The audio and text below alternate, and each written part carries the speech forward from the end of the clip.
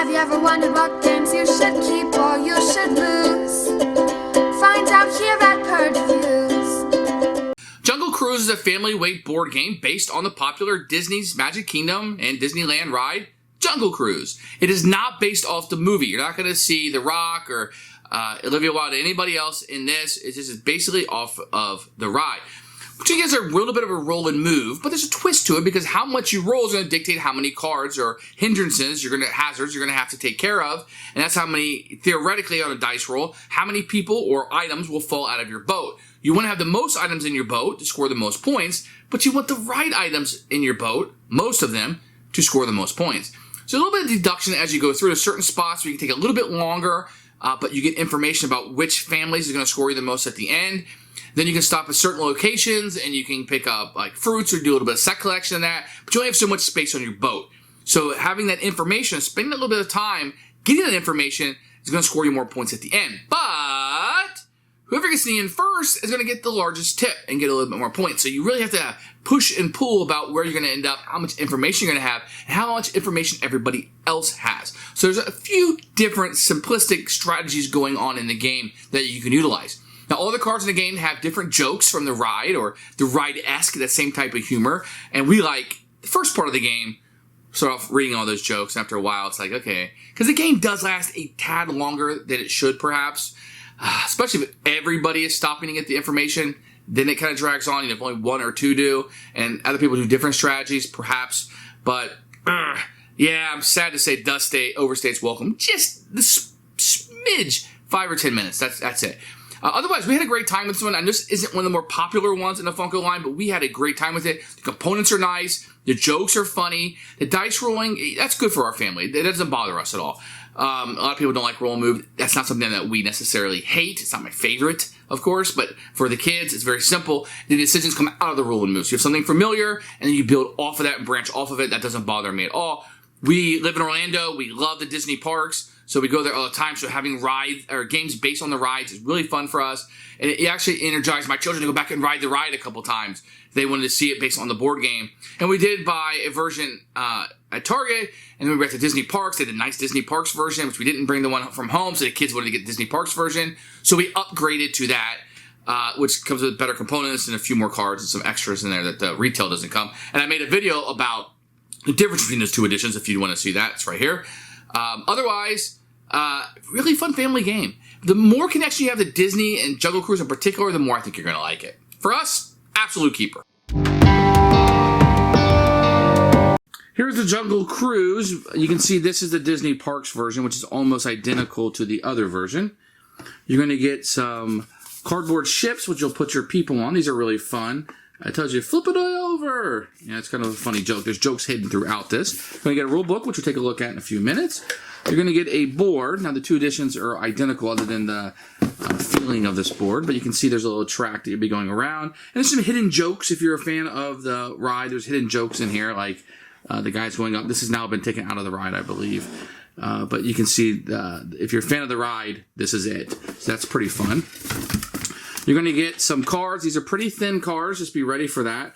A lot of the information on them pretty easy. You got some comical pictures on them, and then there's always a joke down here that you're going to have. So the wreckage just goes to show you what the hardest part of landing a plane is, the ground. This one says, do you know you can tell these are African elephants? Because we're in Africa. This will tell you the danger level and then where the damage will go. So these are very good, but just very, very thin. I wish they would use a little thicker tiles. These will be the people you have. Now, these tiles are thick. You can see the currency here. You're going to have coins, not paper money, which is nice. Very easy to see the different families with the icon on there, and different pictures are just that for fun. You're going to get a number of these little warning flares. These are nice tokens. Your boats. Now, this is the upgraded version, so they look a little bit nicer than the other version. Check out my video for that. But the boats are really nice. These are nice stock and very heavy.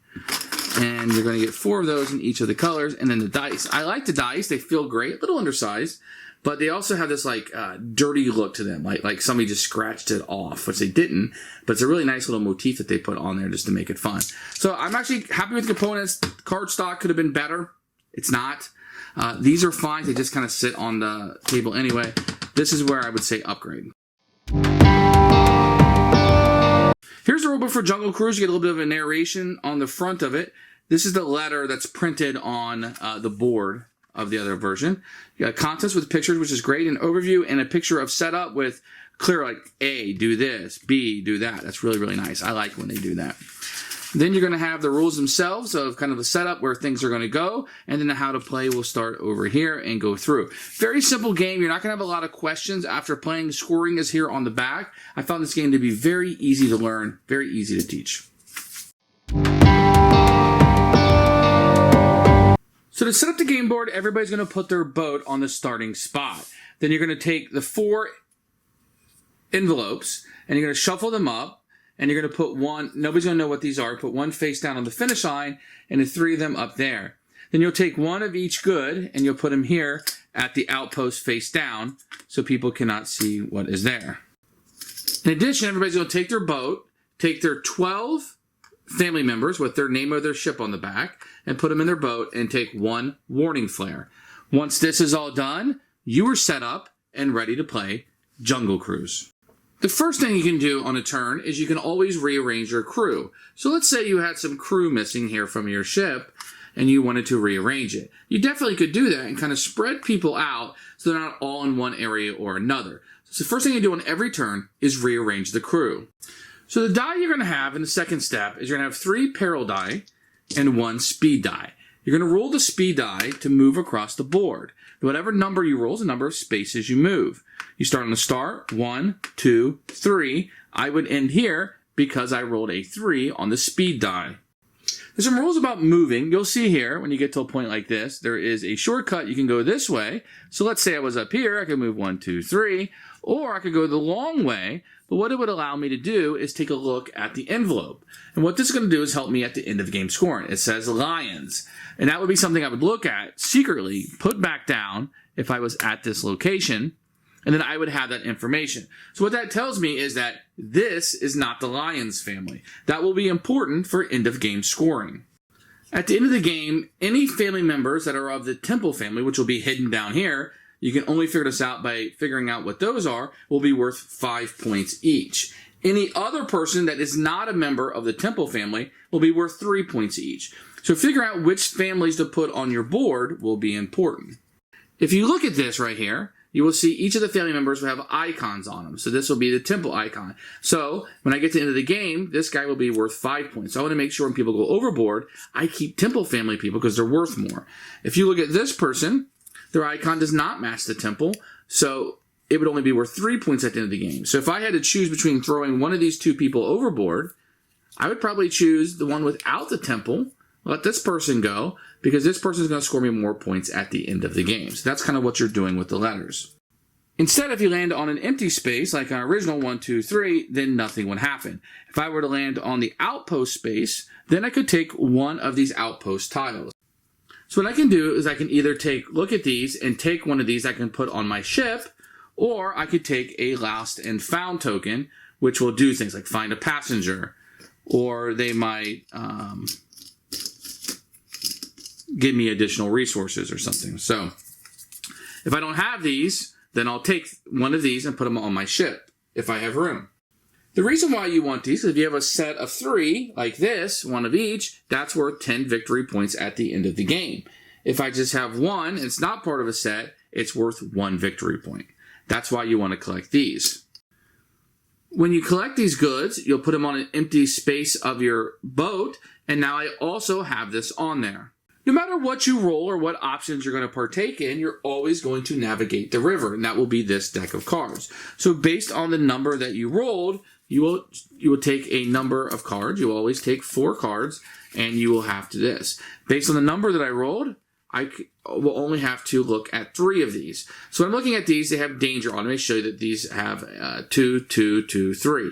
So I'll get rid of one of my 3s because it's most dangerous. The other thing that can go in your decision, it tells you on the cards where it will hit you at. So let's say it's going to hit you at the bottom, but you don't have anybody there on your ship, then you'll be safe. So maybe you'd want to do that one. So I'm going to get rid of one of these hippopods. Discarding this, because of my speed, I only have to do 3 cards. So I'm just going to show you how to do one of these, and once I do one, you'll know how to do all of them. So Hippo has 3 X's on it, tells me it's dangerous, so I'm going to be rolling 3 dice. If I had chosen to do the Pride of Lions, I would only roll 2 dice because there's 2 X's there. So I roll all 3 dice. On each one of these, it will be a hit. If it comes up blank, it would be a miss. What this is going to tell me, I had 1 hit. I'm going to lose 1 person on the back of my ship. So I will look here at my ship, and this is what it looks like right now. And right here on my stern, I'm going to have to get rid of one of these. I can get rid of the goodie that I was able to receive or one of the people. So I'm going to get rid of this person, and they will go overboard. Just put them on any of the grass spaces on the board for thematic purposes. Now remember, if I have one of these tokens I got from the Lost and Founds from the outpost spaces, I can spin one of these and pick this person up. Or anybody can pick this person up, not just me. As a recap, I'm going to roll the dice. I'm going to move that number of spaces. I am going to do a navigation card, as I've showed you. And then I will either, if I'm at a spot, nothing, or an outpost, I can get a goodie, or I can find out and start deducting who is here where I know what points to score. If you're the first person through, you're going to get more. You're going to get a tip from the driver, so you're going to score more points at the end of the game. So there's a race faction to this, but you also want to make sure at the end you have the right people on the ship. You're going to score points for each person on here, but more people if it matches what's here in the end. You're going to get points for the set collection of these, and then you will also get victory points for being the first person through. Now you also have a warning flare that you can use throughout the game. The warning flare is a one-time use, so once you use it, you can only reload it when you go to the outpost. What the warning flare is going to do when you use it is if you roll this, let's say you had to roll 2 dice, and you rolled a hit, I could use my warning flare, flipping it over, and I can re-roll all the hits. So on a particularly nasty one, you might want to use your warning flare in order to save yourself. Now that's a quick overview of how you play Jungle Cruise. As you race through the Jungle Cruise, you want to be the first person here and score the most victory points. Who should buy this game? Anybody looking for the Disney fan. You know, if you know somebody that's a Disney fan, you want to buy them a gift, this is a great gift, especially if they like the Jungle Cruise. This is really going to bring it home for them. This is a family weight game. So, you know, you're probably not going to play this with your gamer buddies. It's going to be something you play with your kids or your family.